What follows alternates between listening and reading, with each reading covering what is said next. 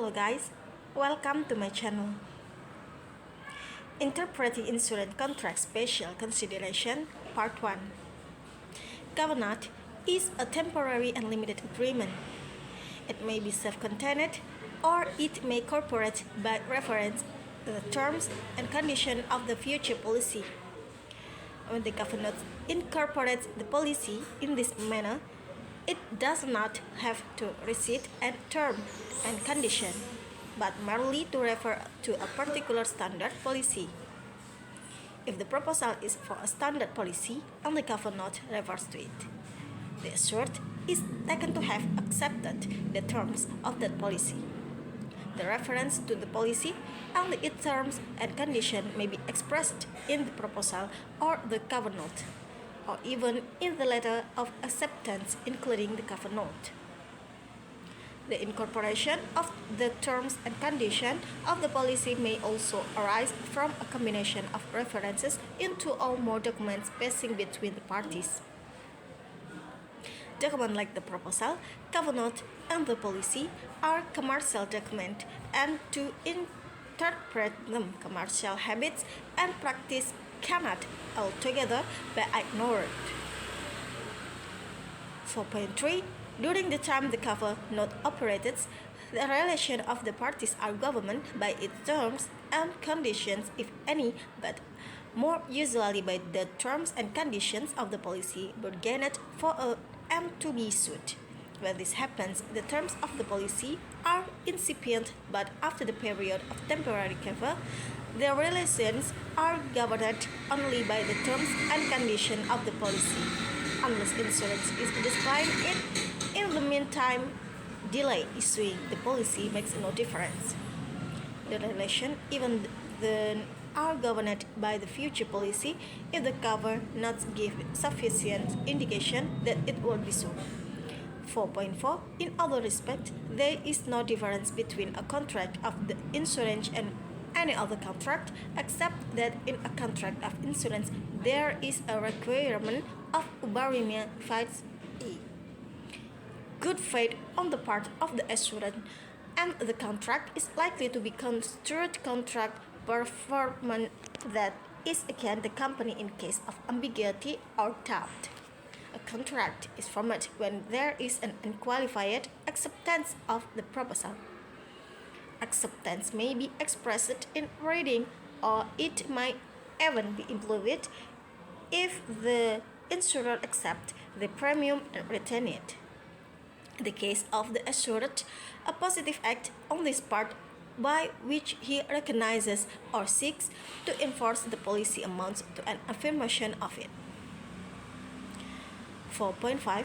Even if the letter of acceptance went beyond the covenants in the matter of duration, the terms and conditions of the proposed policy would govern the case because when a contract of insuring property is complete, it is immaterial whether the policy is actually delivered after the loss, and for the same reason, the rights of the parties are governed by the policy to be.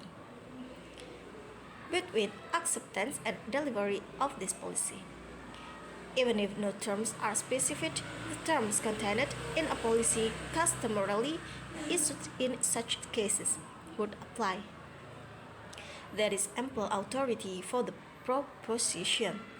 4.6. When a contract of insuring property is complete, it is immaterial whether the policy is delivered or not, for the rights of the parties are regulated by the policy which ought to be delivered.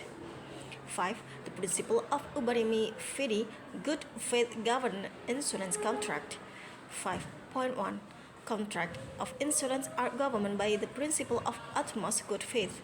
The duty of mutual fair dealing requires all parties to a contract to be fair and open with each other to create and maintain trust between them. In a contract of insurance, the insured can be expected to have information of which she or he has knowledge. This justifies a duty of good faith, leading to a positive duty of disclosure. 5.2. The contracts of insurance, including the contracts of life insurance, are contracts with bona fides and every fact of material material fact must be disclosed, otherwise there is good ground for rescission of the contract. The duty to disclose material fact continues right up to the conclusion of the contract and also implies any material alteration in the character of risk which may take place between the proposal and its acceptance. If there is any misstatement or suppression of material facts, the policy can be called into question. For determination of the question whether there has been suppression of any material facts, it may be necessary to also examine whether the expression relates to a fact which is in the exclusive knowledge of the person intending to take the policy, and it could not be ascertained by reasonable inquiry by a prudent person. 5.3. An insurance contract is a species of commercial transaction and must be construed like any other contract to its own terms and by itself. In a contract of insurance, there is a requirement of prima facie good faith on the part of the insured, except that in other respects there is no difference between a contract of insurance and any other contract. 5.4. A contract of insurance is one of utmost good faith. A proposer who seeks to obtain a policy of life insurance is duty-bound to disclose all material facts bearing upon the issue as to whether the insurer will consider it appropriate to assume the risk which is proposed. It is with this principle in view that the proposal form requires a specific disclosure of pre-existing ailment so as to enable the insurer to arrive at a considered decision based on the actuarial risk. 5.5. A mediclaim policy is a non-life insurance policy meant to assure the policyholder in respect of certain expenses pertaining to injury, accidents, or hospitalization. Nonetheless, it is a contract of insurance falling in the category of contract prima facie, meaning a contract of utmost good faith on the part of the assured. Thus, it needs little emphasis when an information on a specific aspect is asked for in the proposal from an insured is under a solemn obligation to make a true and full disclosure of the information on the subject which is within his knowledge. 5.6. It is standard practice for the insurer to set out in the application a series of specific questions regarding the applicant's health history and other matters relevant to insurability. The object of the proposal form is to gather information about a potential client, allowing the insurer to get all information which is material to the insurer to know in order to assess the risk and fix the premium for each potential client. Proposals from are a significant part of the disclosure procedure and warrant accuracy of statement. Utmost care must be exercised in filling the proposal form. In a proposal form, the applicant declares that she or he warrants through. The contractual duty so imposes is such that any suppression, untruth, or inaccuracy in the statement in the proposal form will be considered as a breach of the duty of good faith and will render the policy voidable by the insurer. The system of adequate disclosure helps buyers and sellers of insurance policies to meet a common point and narrow down the gap of information asymmetries. This allows the parties to serve their interests better and understand the true extent of the contractual agreement.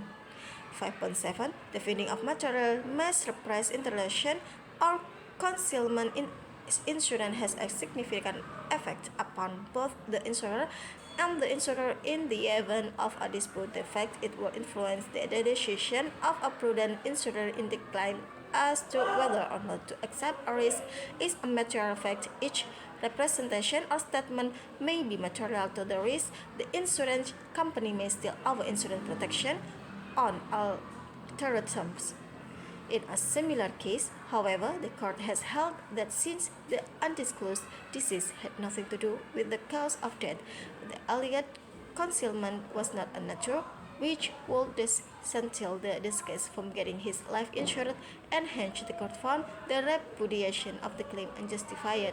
In part 2 of this blog, we will delve into other principles which form the basis for interpretation of insurance contracts, including presumption as a materiality of information sought, effect of misrepresentation, and the applicability of the rule of contract performance to insurance contract. Thank you for watching, guys. Don't forget to share this video. Goodbye.